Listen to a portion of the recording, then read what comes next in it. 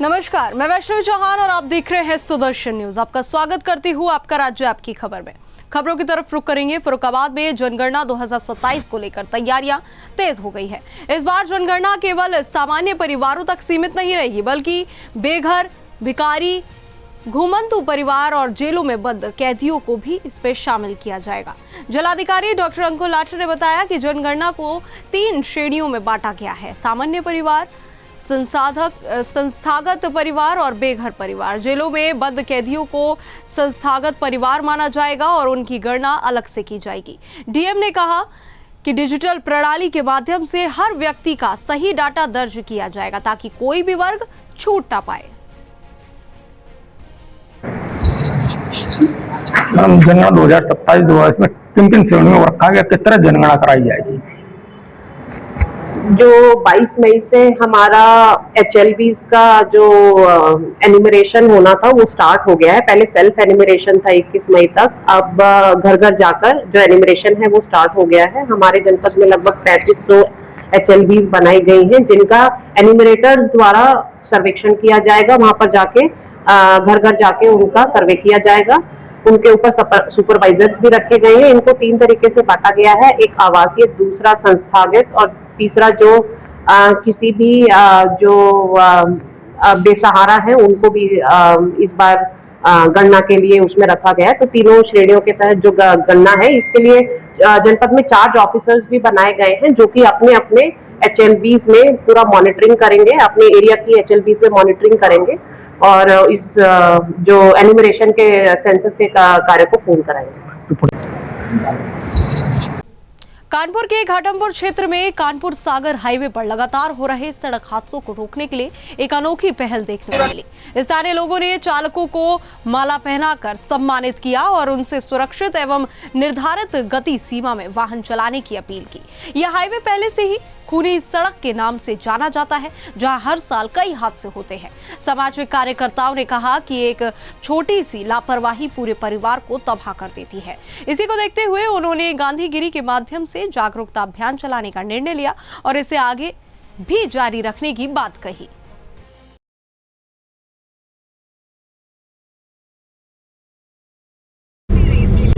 खूनी रोड कहते हैं और खूनी रोड का सितम इस तरीके जारी है कि निरंतर एक न एक हादसे होते रहते हैं। और हादसे का क्या कारण है, जो यहाँ पे जो क्षेत्रीय जो निवासी हैं इनसे भी जानते हैं कि इस तरीके डेली आए दिन यहाँ पे हादसे होते हैं। ऐसा क्या कारण है कि इस तरीके हादसे होते रहते हैं? भैया क्या नाम है आपका? जन्मेजय गोस्वामी हमारा नाम है। अच्छा, इस तरीके लोग खूनी रोड कहने लगे हैं। बिल्कुल खूनी रोड है। ऐसा क्या? आए दिन किसी न किसी गाड़ी से आए दिन हमारे आम आदमी मर रहे हैं। किसी का परिवार उजड़ रहा है, किसी का बेटा जा रहा है, किसी का पति जा रहा है। आए दिन ये दुर्घटना होती है और इस दुर्घटना का सबसे बड़ा कारण है हमारी कोई सुनने वाला नहीं है। हम आम लोग हैं, आम जनता हैं, हमारी कोई सुनने वाला नहीं है। अब जनता जाग चुकी है, हमको अब किसी को सुनाने की जरूरत नहीं है। अब केवल हम लोगों को अपने बचाव के लिए और अपने परिवार के बचाव के लिए अब हम लोगों को पहल करनी पड़ेगी। पहल ये करनी पड़ेगी क्योंकि अगर हम शासन और प्रशासन के अगर रहेंगे, स्थिति में रहेंगे कि वो हमारे लिए कुछ करें, तो वो कुछ करने वाले नहीं है। अब जो भी करना है वो हम लोगों को करना है। हमारा केवल एक मतलब है, हम डिवाइडर की मांग करते हैं, हम रोड चौड़ीकरण की मांग करते हैं। इसको करते करते, इस बात को उठाते उठाते अभी 10 साल लग जाएंगे, लेकिन मृत्यु रुकेगी नहीं, ये दुर्घटना नहीं रुकेगी।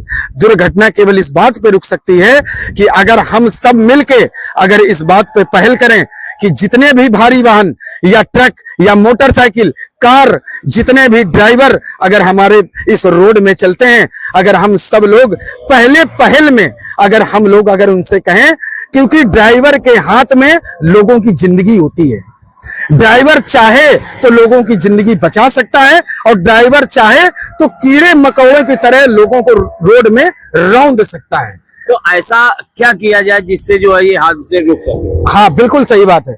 हम लोग केवल सब लोग पूरी जनमानस हम लोग इस पहल में आए कि हम लोग सड़कों में उतरें, सोशल मीडिया में लिखें नहीं, मुंह से बोले नहीं, अगर काम करने के लिए अगर रोड में आए तो हम लोग केवल इतना करें कि हम लोग जागरूक करें, ड्राइवरों को जागरूक करें। मोटरसाइकिल उनको समय का अभाव उनके पास रहता है, उनको अपने घर या अपने मालिक के कहने के अनुसार जिस जगह जाना होता है उसको उस समय से पहले ही पहुंचना होता है।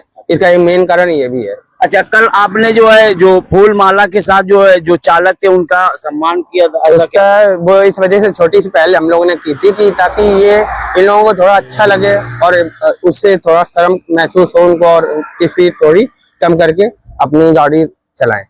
तो देखिए, जो भी यहाँ पे जो लोग हैं उनका सभी का यही मानना है कि अगर जो डंपर के जो चालक हैं अगर ये स्पीड में अपने निरंतर जो काबू करते हैं, स्पीड कम करते हैं, तो इससे हादसे रुक सकेंगे। गजेंद्र सिंह के साथ लाखन सिंह, सुदर्शन न्यूज, घाटमपुर।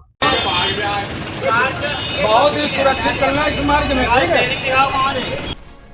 कानपुर में आईटीबीपी जवान की मां के हाथ कटने के मामले ने अब गंभीर रूप ले लिया है। जवान विकास सिंह की शिकायत पर आईटीबीपी के कमांडेंट गौरव प्रसाद ने पुलिस कमिश्नर रघुवीर लाल से मुलाकात कर निष्पक्ष जांच की मांग की। मामला टाटमिल स्थित कृष्णा हॉस्पिटल से जुड़ा हुआ है, जहां कथित लापरवाही का आरोप लगाया गया है। पुलिस कमिश्नर ने सीएमओ को पूरे मामले की पुनः जांच के निर्देश दिए हैं। ज्वाइंट पुलिस कमिश्नर ने बताया कि सीसीटीवी समेत सभी पहलुओं की जांच होगी। प्रशासन ने स्पष्ट किया है कि दोषी पाए जाने पर सख्त कार्रवाई की जाएगी। कमिश्नर साहब से मुलाकात करने क्यों आए थे आप, क्या कुछ बात हुई है? देखिए, जो लड़का विकास है आईटीबीपी से जवान, उसकी मदर के हाथ की जो जांच चल रही थी, कल जांच करके गोपनीय तरीके से हमने सर को सीपी सर को दे दी थी। बट जो आईटीबीपी के सर आए हैं तो उनका बैठक हुई, बैठक में उनके 2-4 सवाल उठे हैं, तो उसका जवाब सीपी सर ने हमको 2 पुलिस को दे दिया अधिकारी। अपनी टीम के साथ उनको ले जाके जाँच करके उसकी जाँच और दे देंगे। बस यही मसला आज बात हुई है। 48 घंटे से ऊपर हो गए अभी तक जांच जो आई थी, जांच करने में यार 40-42 लोगों का बयान भी लेना है, जांच भी करनी है, पेपर भी निकालना है, इतना थोड़ी कि एक दिन में हो जाएगा। सर बयान कैसे लगा, रिपोर्ट कैसे लगा दी गई? काय की रिपोर्ट? जांच करके रिपोर्ट लगाई है। सीपी सर कह रहे हैं कि गोलमोल रिपोर्ट है, कोई गोलमोल नहीं है, रिपोर्ट बिल्कुल सही थी, लेकिन 2-4 क्वेश्चन सर के रेज हुए, उनको पूरा करके पुलिस ऑफिसर के साथ रखते। इसमें कुछ दिन पूर्व आईटीबीपी का एक जवान ये शिकायत लेकर आया था कि एक अस्पताल ने लापरवाही पूर्वक इलाज करते हुए उनकी माताजी का इस प्रकार इलाज किया कि उनका हाथ काटना पड़ा माताजी का। इस पर नियमानुसार हमने मामले को सीएमओ साहब को प्रेषित किया एक रिपोर्ट, जिस पर कि उनके द्वारा एक डॉक्टर्स की कमेटी बनाई गई और इसमें मेडिकल नेग्लिजेंस के जो एस्पेक्ट था उसकी जांच के लिए आदेशित किया गया। जांच के पश्चात जो रिपोर्ट आई थी उस पर जो प्रार्थी था वो कुछ बिंदुओं पर असंतुष्ट था।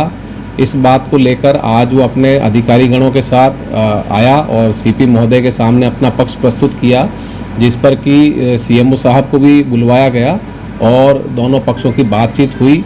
बातचीत में जो पक्ष पे जो इनके बिंदुओं पर आपत्ति थी उस पर सीएमओ साहब को अवगत कराया गया है और उन बिंदुओं पर दोबारा जो जांच है वो की जाएगी और यदि कोई इसमें गड़बड़ी पाई जाती है तो इसमें आगे नियमानुसार विधिक कार्रवाई की जाएगी। सर, अस्पताल को क्लीन चिट की रिपोर्ट दी गई थी? जी, ऐसा नहीं है कि अस्पताल को क्लीन चिट की रिपोर्ट दी गई है, बल्कि जो प्रार्थी था उसका कुछ विशेष बिंदुओं पर कुछ आपत्ति थी।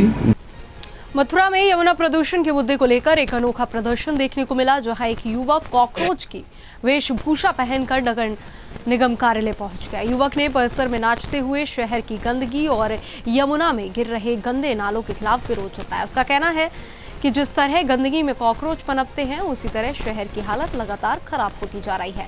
इस अनोखे प्रदर्शन ने लोगों का ध्यान अपनी ओर खींच लिया और मौके पर भीड़ जुट गई। लोगों ने कहा कि यमुना प्रदूषण पर प्रशासन को जल्द ठोस कदम उठाने चाहिए।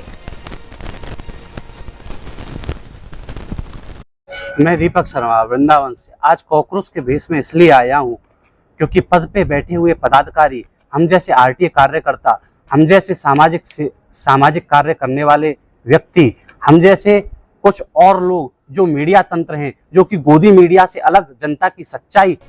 आजमगढ़ के अतरौलिया क्षेत्र में उत्तर प्रदेश सरकार के कैबिनेट मंत्री ओम प्रकाश राजभर ने पत्रकारों से बातचीत के दौरान विपक्षी दलों कांग्रेस और समाजवादी पार्टी पर जमकर निशाना साधा। उन्होंने कांग्रेस नेताओं की मायावती से मुलाकात को राजनीतिक संदेश बताया और कहा कि इससे सपा पर दबाव बनाने की कोशिश की गई है। राहुल गांधी के बयानों को लेकर उन्होंने आपत्ति जताते हुए कहा कि ऐसी भाषा लोकतंत्र के लिए उचित नहीं है। ईवीएम विवाद पर भी उन्होंने विपक्ष को घेरा। बिजली व्यवस्था को लेकर उन्होंने कहा कि सरकार लगातार सुधार कर रही है। वहीं वंदे मातरम पर भी उन्होंने अपनी राय रखी। चाय बड़ी गर्म है कि कांग्रेस के वरिष्ठ नेता मायावती से मिलने पहुंचे थे लेकिन मुलाकात नहीं हो पाई। क्या आपको लगता है कि सपा और कांग्रेस का गठबंधन खतरे में है? क्या यूपी में कांग्रेस और बसपा के बीच कोई नया गठबंधन आने वाला है? क्या कहना चाहेंगे? किसी बड़े नेता से मिलने के लिए समय लेकर के जाया जाता है।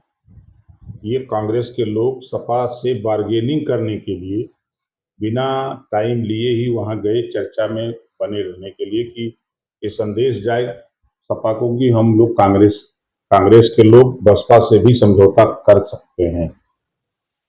ये इनका उद्देश्य रहा है। आप राजनीति भी देख रहे हैं, बसपा की इस समय जो राजनीति चल रही है उसमें आप किस तरह देख रहे हैं? क्या मायावती जी आने वाले समय में कोई बड़ा उलटफेर करेंगी? देखिए, नेता है, कुछ भी कर सकती हैं, हर व्यक्ति स्वतंत्र है। अब जब रिजल्ट सामने आवे तब कहा जा सकता है। हाल में ही राहुल गांधी ने देश के प्रधानमंत्री और गृह मंत्री अमित शाह को लेकर बहुत बेहतर टूट दिया, गद्दार जैसे शब्द का इस्तेमाल किया है। विपक्ष के इस गोरखपुर के केपीआरगंज तहसील परिसर में समाजवादी पार्टी के पदाधिकारियों और कार्यकर्ताओं ने डीजल, पेट्रोल और रसोई गैस की बढ़ती महंगाई व किल्लत को लेकर जोरदार प्रदर्शन किया। कार्यकर्ताओं ने तहसील परिसर में नारेबाजी करते हुए सरकार के खिलाफ विरोध जताया और राज्यपाल के नाम तहसीलदार केपीआरगंज को ज्ञापन सौंपा। सपा विधानसभा अध्यक्ष सुरेंद्र कुमार मौर्य ने कहा कि आम जनता महंगाई से परेशान है और पार्टी जनता के मुद्दों को लेकर लगातार संघर्ष करती रहेगी। प्रदर्शन को देखते हुए तहसील परिसर में भारी पुलिस बल तैनात रहा और सुरक्षा व्यवस्था की निगरानी पुलिस क्षेत्र अधिकारी केपीआरगंज करते नजर आए। इस समय हमसे बातचीत करने के लिए विधानसभा अध्यक्ष समाजवादी पार्टी के हमारे साथ हैं। आप लोगों ने ये कैसा काम किया और क्या रहा इसमें? आज हम समाजवादी पार्टी केपीआरगंज के लोग बढ़ती हुई महंगाई, बेरोजगारी, किसानों की खाद, बीज और गैस सिलेंडर, डीजल, पेट्रोल के लिए भारी किल्लत का सामना पड़ रहा है। उक्त संबंध में उप जिलाधिकारी महोदय के द्वारा महामहिम राज्यपाल महोदय को एक ज्ञापन केपीआरगंज समाजवादी पार्टी के द्वारा सौंपा गया है। इस समय हमसे बातचीत करने के लिए विधानसभा अध्यक्ष समाजवादी पार्टी के हमारे साथ हैं। आप लोगों ने ये कैसा कार्यक्रम किया और मथुरा से श्री कृष्ण जन्मभूमि मुक्ति को लेकर बड़ा अभियान शुरू होने जा रहा है। गंगा तट स्थित सिद्ध बाबा धाम रामघाट से 5 जून को मोटरसाइकिल यात्रा निकाली जाएगी जो 6 जून को मथुरा पहुंचेगी। यात्रा में देश भर से संत, श्रद्धालु और सनातन समर्थक शामिल होंगे। श्री कृष्ण जन्मभूमि मुक्ति न्यास के अध्यक्ष महेंद्र प्रताप सिंह एडवोकेट ने दावा किया कि मूल जन्मभूमि स्थल पर मंदिर तोड़कर मस्जिद बनाई गई थी और उसी स्थान पर मंदिर निर्माण की मांग को लेकर यह जन जागरण अभियान चलाया जा रहा है। यात्रा के दौरान सनातन धर्म रक्षा और हिंदू एकता का संदेश भी दिया जाएगा। हरिओम तत्सत। नमो ब्रह्मण देवाय गौ ब्राह्मण हिताय च जगद्दिताय कृष्णाय गोविंदाय नमो नमः। सनातन धर्म में कोई भी यात्रा निकालते हैं, तीर्थ यात्रा हुआ, जागृत यात्रा हुआ, संस्कार यात्रा हुआ, सनातन धर्म को जागृत करने के लिए लोग सोए नहीं हैं। उनको ये एहसास दिलाना चाहते हैं कि आपके कर्तव्य क्या है, आपकी निष्ठा क्या है, समाज के प्रति दायित्व क्या है, धर्म के प्रति दायित्व क्या है और आपको क्या करना चाहिए। इसलिए ये यात्रा निकाली जाती है। यह यात्रा कृष्ण जन्मभूमि मुक्ति न्यास के द्वारा और हमारे जो है राजघाट के जो है गंगा किनारे के रहने वाले श्री महंत जी इनके द्वारा आयोजित की जा रही है। और इसमें प्राय मैं ये चाहता हूँ कि लोगों में जन जागृत चेतना आए।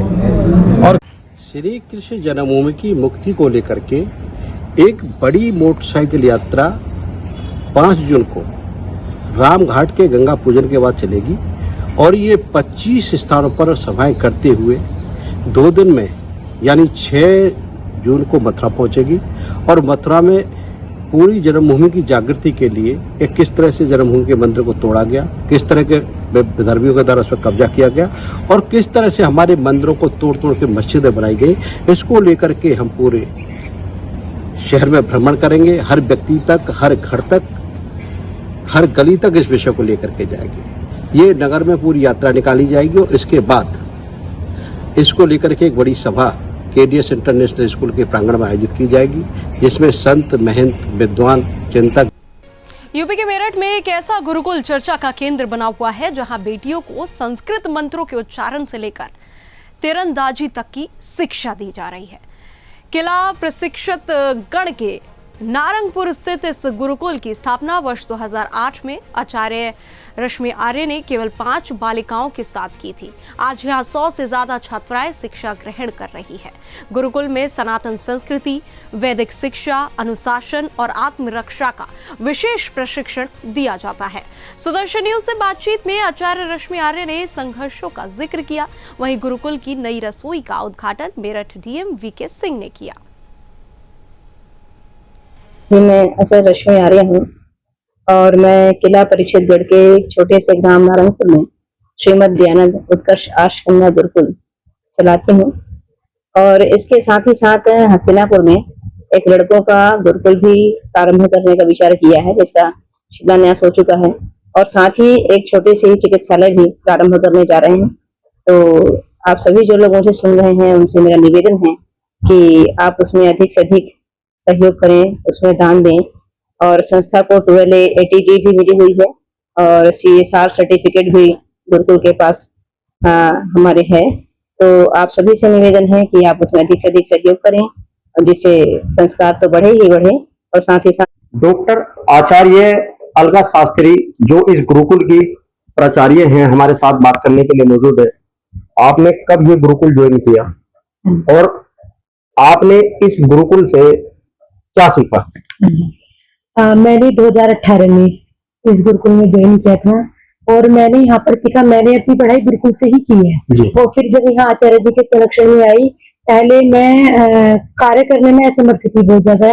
जब मैंने आचार्य जी को देखा कि इतने त्याग तपस्या से, वो गुरुकुल से पढ़ी हुई नहीं थी तब भी इतनी समाज सेवा कर रही थी, तो मेरे अंदर भी वो भावना जगी आचार्य जी को देखकर और मैंने भी ये संकल्प लिया आचार्य जी की तरह कि मैं भी आजीवन इस गुरुकुल के लिए ही सेवारत रहूंगी और बालिकाओं के निर्माण के लिए ही कार्य करूंगी और मैं तब से ही सेवारत हूँ। मैं आजीवन विवाह नहीं कराऊंगी और गुरुकुल के लिए ही मैं प्रतिबद्ध हूँ। अच्छा, आपके मन में गुरुकुल ज्वाइन करने के लिए कैसे आया? मेरा अंदर पहले से ही मैं गुरुकुल में पढ़ी हुई थी, तो कभी लगता था कि मुझे ऐसा काम करने का मिले, तो पर उसमें मुझे लाइन नहीं मिल रही थी कोई भी। बस ये था कि सरकारी नौकरी कर लेंगे। तभी मेरी बीच में आचार्य जी से बात हुई तो आचार्य जी ने मुझे कहा कि आप गुरुकुल आ जाइएगा।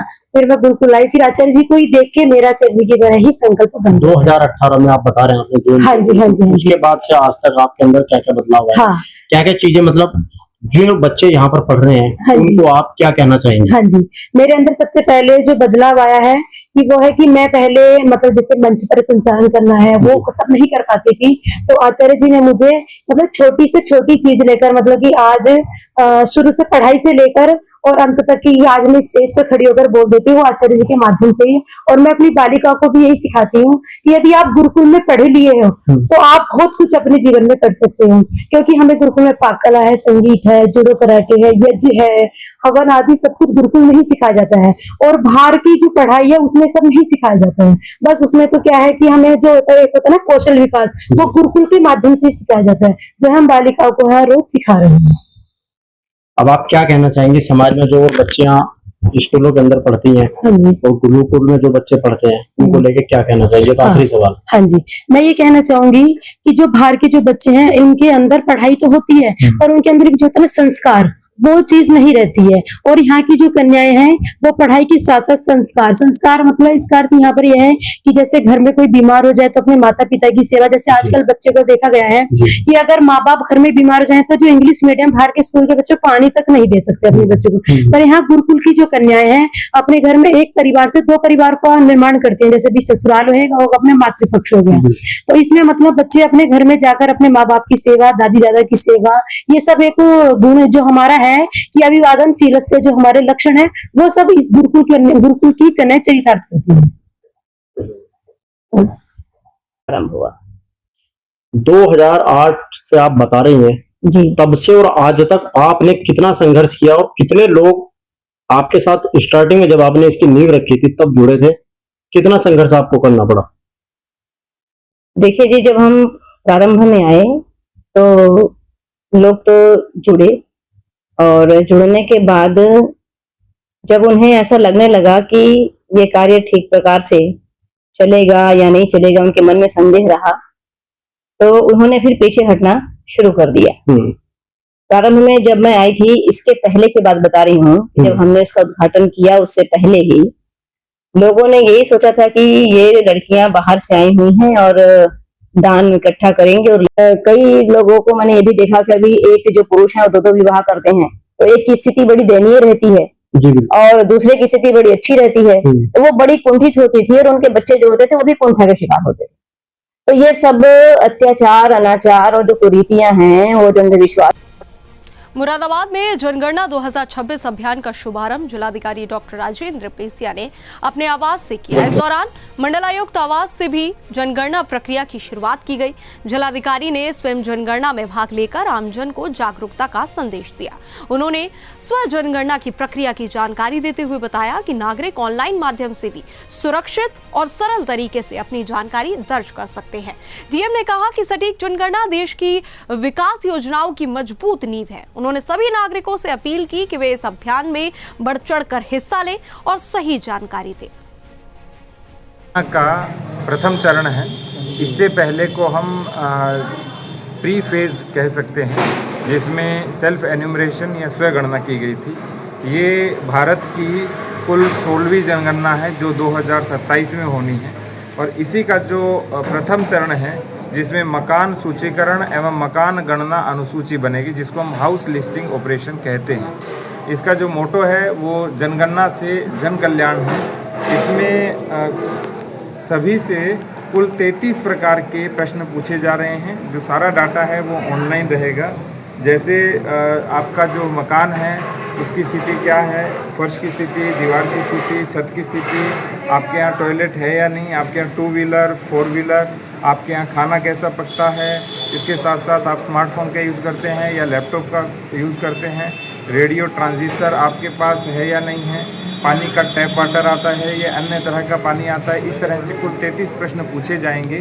तो हमारे प्रगणक, एनुमरेटर और सुपरवाइजर्स वो आपके पास आएंगे, उनको जनगणना में सहयोग करना है। ये जो क्रम है ये 22 मई से लेकर 20 जून तक चलेगा। मैं चाहता हूं कि सभी मुरादाबाद वासी इस जनगणना के पुनीत कार्य में अपना सहयोग दें और बढ़ चढ़कर। वाराणसी में गंगा नदी के भीतर एक युवक द्वारा स्नान के दौरान बियर पीने का वीडियो सोशल मीडिया पर तेजी से वायरल हो गया है। वीडियो सामने आने के बाद अधिवक्ता शशांक शेखर त्रिपाठी की तहरीर पर दशमेध पुलिस ने मुकदमा दर्ज कर लिया है। पुलिस अब आरोपी युवक की पहचान कर उसकी गिरफ्तारी के प्रयास में जुटी हुई है। बताया जा रहा है कि युवक बिहार के रोहतास का रहने वाला है। वायरल वीडियो को लेकर नाविकों में आक्रोश देखने को मिला है। वहीं पुलिस अधिकारियों का कहना है कि मामले की गंभीरता से जांच की जा रही है। गंगा में बियर पीते हुए युवक का वीडियो वायरल हुआ, उसके बाद में आपने क्या समझाया और क्या करना? जो उक्त वायरल वीडियो है इसका संज्ञान वाराणसी पुलिस के द्वारा लिया गया है। जो वायरल हो रहा है वीडियो, उसमें जो युवक दिखाई दे रहा है उसको भी चिन्हित कर लिया गया है। तहरीर प्राप्त हुई है, उस तहरीर के आधार पर सुसंगत धाराओं में अभियोग पंजीकृत किया जा रहा है। आगे के जो घटना स्थल है और जो वीडियो है उसकी गहनता से जांच किया जा रहा है और अभियुक्त की गिरफ्तारी के लिए भी टीमें बिहार भेज जाएंगी। तो कहा जा रहा है कि जल्द उसकी गिरफ्तारी होगी, बहुत जल्द ही उसकी गिरफ्तारी होगी। टीम जो है हमारी, क्योंकि ये जो युवक है वो रोहतास बिहार का रहने वाला है और उसके लिए टीमें जो है वहाँ भेज जाएंगी। लगातार ऐसी कानपुर में पुलिस ने एक बड़े वित्तीय घोटाले का खुलासा करते हुए 1600 करोड़ रुपए के फर्जीवाड़े के मास्टरमाइंड फिरोज को गिरफ्तार किया है। श्यामनगर डकैती की जांच के दौरान ये चौंकाने वाला मामला सामने आया। पुलिस के अनुसार आरोपी गिरोह बोगस फर्में बनाकर नकली ई-वे बिल और फर्जी जीएसटी इनवॉइस तैयार कर सरकार को करोड़ों का चूना लगा रहा था। यह नेटवर्क स्लॉटरिंग और स्कैम कारोबार के जरिए अवैध लेन देन करता था। आरोपी फिरोज खुद को जीएसटी वकील बताता था। वहीं पुलिस ने अन्य आरोपियों नूर आलम और संजीव दीक्षित की तलाश तेज कर दी है।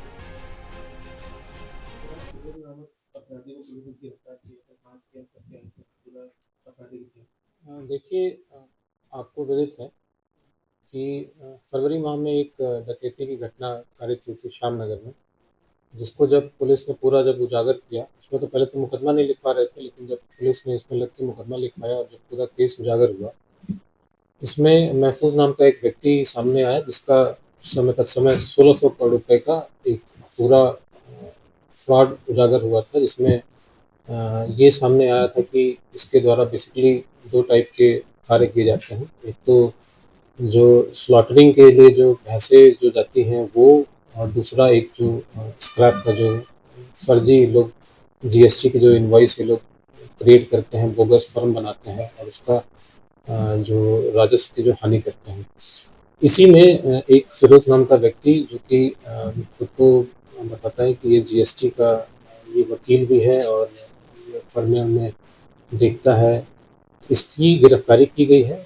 चलो इसके ऊपर अमेठी में शुक्रवार को समय धार्मिक माहौल देखने को मिला जब शंकराचार्य अभिमुक्तेश्वरानंद सरस्वती अपनी गौरक्षा यात्रा के साथ जिले पहुंचे।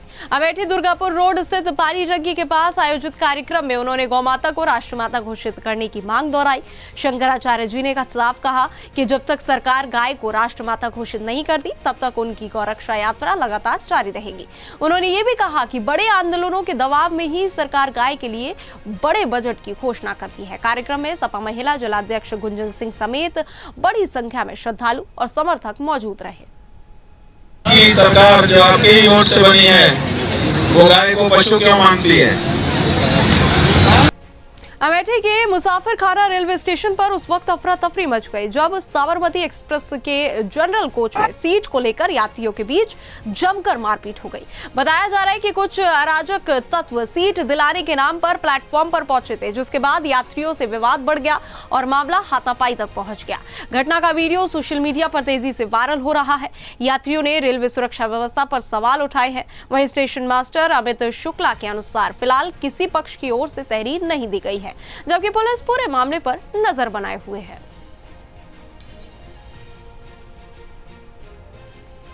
कानपुर दौरे पर पहुंचे उत्तर प्रदेश विधान परिषद सदस्य और अनुसूचित जाति वित्त एवं विकास निगम के पूर्व चेयरमैन डॉक्टर लालजी प्रसाद निर्मल ने कई विभागों के अधिकारियों के साथ बैठक कर दिशा निर्देश दिए। इसके बाद प्रेस वार्ता में उन्होंने मुख्यमंत्री योगी आदित्यनाथ को दलितों का सच्चा मित्र बताते हुए कहा कि योगी सरकार ने बाबा साहिब डॉक्टर भीमराव अंबेडकर के सम्मान में ऐतिहासिक कार्य किए हैं।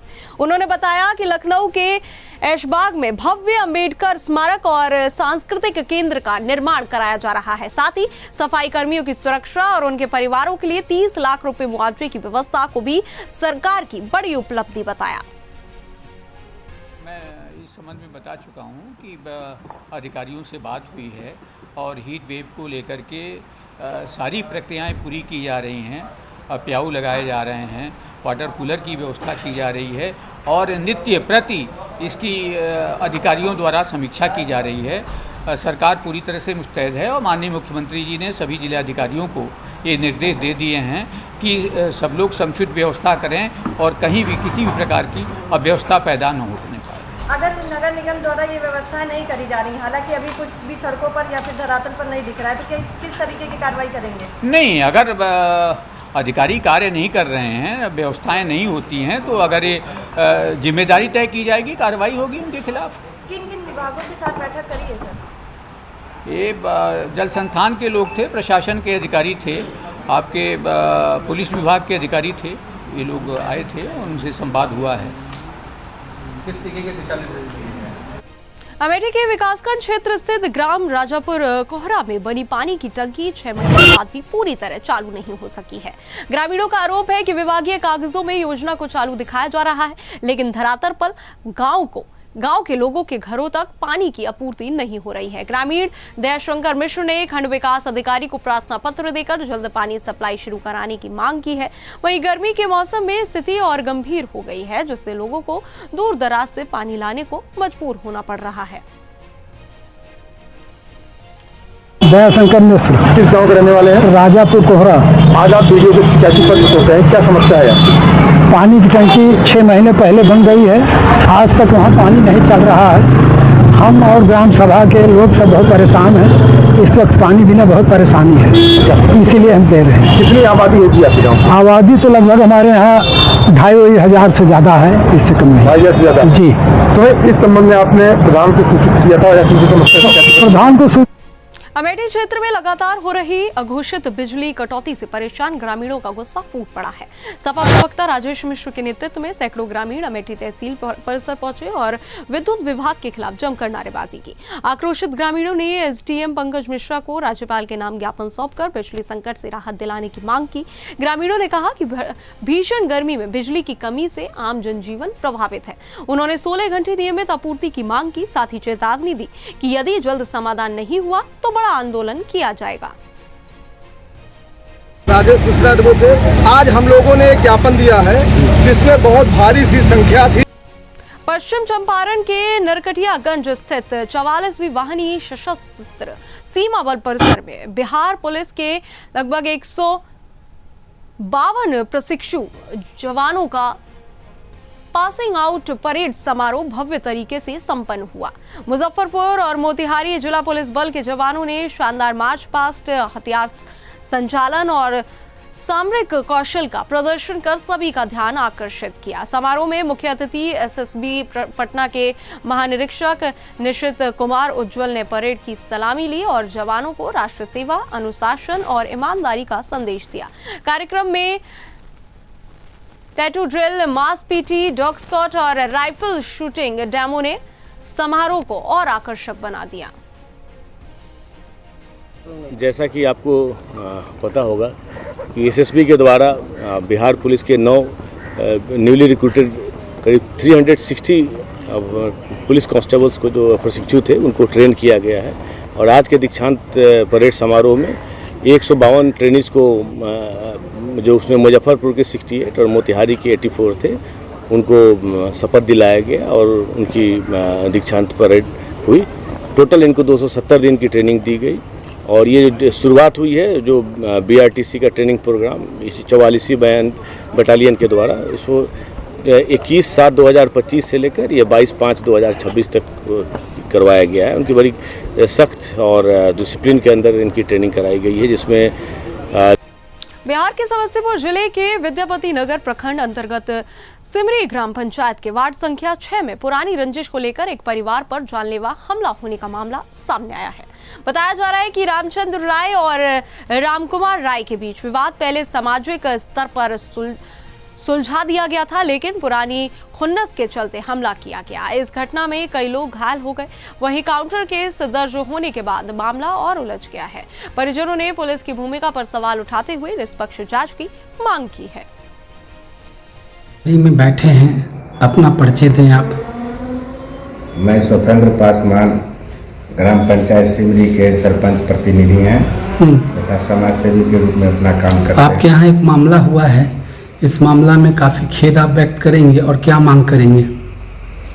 इसके लिए तो सरकार अच्छा से इसको न्याय दे। प्रशासन से क्या मांग है? प्रशासन की मांग है कि इसको न्याय दे, जो इसके पीछे दुष्कर्म किया है। रामचंद्र राय। आपके साथ क्या घटना घटी है 2 दिन पहले? घटी सर कि हम लोग को मार करके बर्बाद कर दिया। कौन मारा? मार करके ये रामकुमार राय, रूपन राय। किस लिए मारा?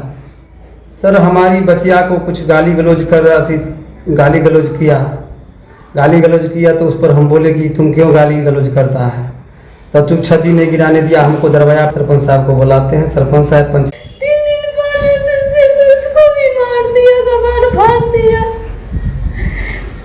तो अभी आप क्या मांग कर रहे हैं प्रशासन से, पुलिस प्रशासन से? आपकी क्या मांग है? उचित न्याय करना है। न्याय की मांग कर रहे हैं। चलिए, क्या नाम है? श्रवण कुमार। कितना एज होगा? 14। मुंगेर के जमालपुर में समाजवादी पार्टी नगर इकाई की एक महत्वपूर्ण बैठक नगर उपाध्यक्ष डॉक्टर सुधीर गुप्ता की अध्यक्षता में नया गांव में आयोजित हुई। बैठक में बढ़ती महंगाई, पेयजल संकट, नियमित बिजली आपूर्ति और प्रशासनिक भ्रष्टाचार जैसे मुद्दों पर विस्तार से चर्चा की गई। सपा नेताओं ने राज्य सरकार पर गंभीर आरोप लगाते हुए कहा कि जनता मूलभूत सुविधाओं के लिए परेशान है। बैठक में पेंशन योजनाओं के कटौती और विकास कार्यों में अनियमितताओं का मुद्दा भी उठाया गया।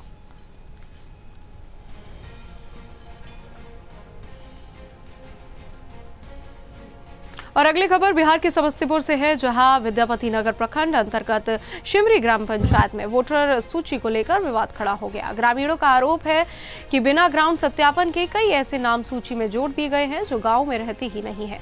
स्थानीय लोगों ने इसे गंभीर अनियमितता बताते हुए प्रशासन से जांच की मांग की है। ग्राम प्रधान, प्रतिनिधि और सामाजिक कार्यकर्ताओं ने इस संबंध में अनुमंडल अधिकारी दलसिंह सराय को लिखित आवेदन सौंपा है। ग्रामीणों ने मामले की निष्पक्ष जांच की कर सही वोटर सूची तैयार करने की मांग की है।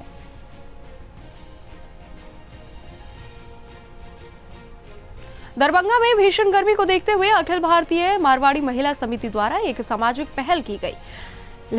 लहरियासराय बेलवागंज स्थित गुप्ता पलाई दुकान के सामने राहगीरों और आम लोगों के बीच सत्तू घोल एवं शरबत का वितरण किया गया। इस दौरान बुजुर्गों, बच्चों और स्थानीय लोगों ने गर्मी से राहत महसूस की। समिति के अध्यक्ष सोनू गुप्ता और सचिव ने बताया कि संस्था समय समय पर इस तरह के सामाजिक कार्य करती रहती है।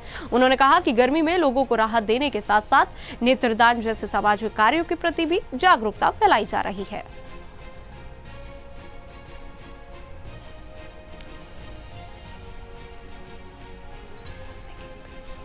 गर्मियों में राहगीरों को ठंडक पहुंचाना, क्योंकि गर्मी बहुत ज्यादा है और सब राहगीर को ठंडक पहुंचे, पिए, थोड़ा सा अच्छा लगे, इसीलिए कर रहे हैं। ये किस संस्था के द्वारा आप लोग? मारवाड़ी महिला मंच जी। ये स्टॉल जो है आप कितने ये मतलब दिन तक चलेगी? आज चल रही है। आज तो ये मेन मुख्य कारण है गर्मी के कारण हो रहा है जी। राजस्थान के चित्तौड़गढ़ से स्वास्थ्य व्यवस्था को शर्मसार करने वाला मामला सामने आया है। जिला महिला एवं बाल चिकित्सालय में कथित इलाज में देरी के चलते गर्भस्थ नवजात की मौत के बाद परिजनों ने जमकर हंगामा किया। परिजनों का आरोप है कि महिला रोग विशेषज्ञों ने समय पर ऑपरेशन नहीं किया और निजी अस्पताल में इलाज कराने का दबाव बनाया। बताया जा रहा है कि रात में भर्ती की गई प्रसूता का ऑपरेशन सुबह होना था, लेकिन करीब 3 घंटे की देरी के बाद सर्जरी की गई। तब तक नवजात की मौत हो चुकी थी। वहीं मामले के बाद प्रशासन और पुलिस और अस्पताल प्रबंधन पर गंभीर सवाल खड़े हो गए हैं।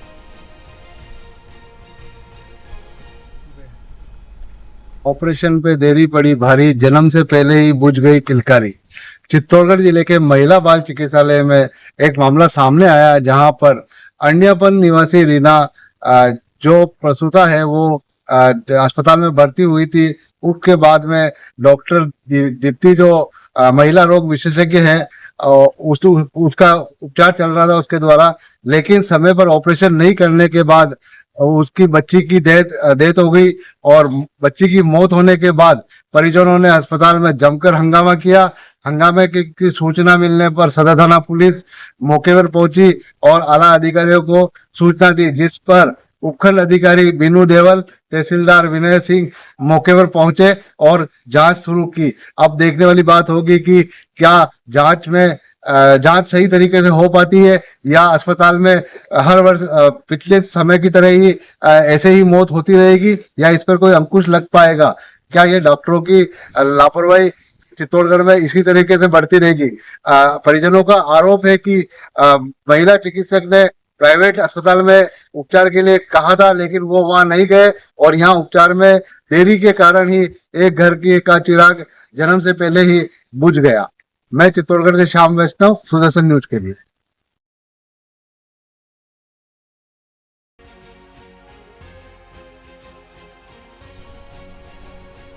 और फिलहाल इस बुलेटिन में इतना ही। देश और दुनिया की तमाम खबरों के लिए हमारे साथ जुड़े रहें और देखते रहे सुदर्शन न्यूज। जय हिंद।